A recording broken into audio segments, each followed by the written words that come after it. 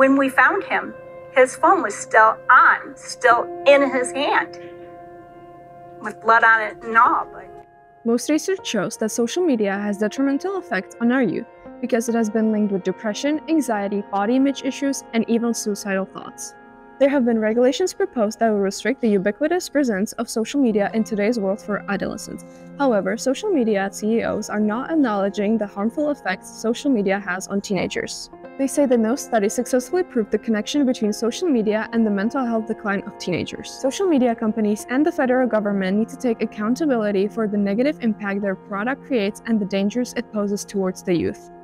Christopher James Dolly, known as CJ, was 17 years old when he died. He first downloaded social media apps such as Facebook, Snapchat, and Instagram when he was just 14 years old, and what seemed like an innocent decision at first would end up costing him his life. CJ was an average teenager who had a job, friends, and hobbies. Unfortunately, by the end of his senior year, he became extremely addicted to his phone and social media. His mental health worsened, and on January 4, 2015, when his family was taking down Christmas decorations, CJ went to his room and fatally shot himself with a .22 caliber rifle. CJ was one of many teenagers whose life ended because of social media. In 2016, the Blue Whale Challenge emerged on social media. It targeted mostly teenagers, and this game consisted of 50 daily tasks that involved self-mutilation. The last task on the 50th day was to commit suicide.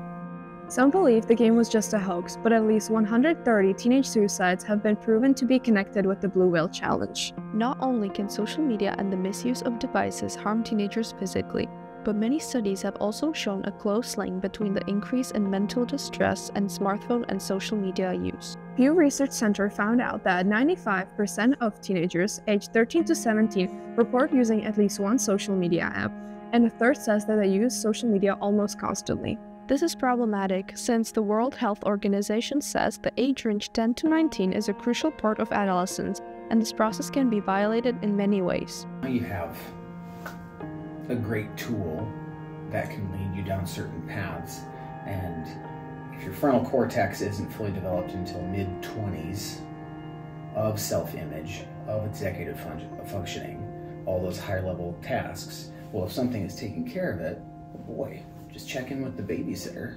A study conducted by the Department of Mental Health showed that adolescents who spend more than 3 hours per day on social media apps are at a higher risk of experiencing poor mental health symptoms, including worsened symptoms of depression and anxiety.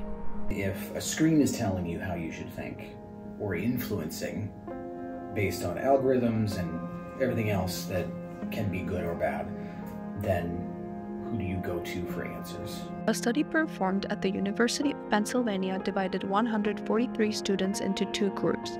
One group used social media as usual. The other was assigned to limit Facebook, Instagram, and Snapchat use to 10 minutes per platform per day.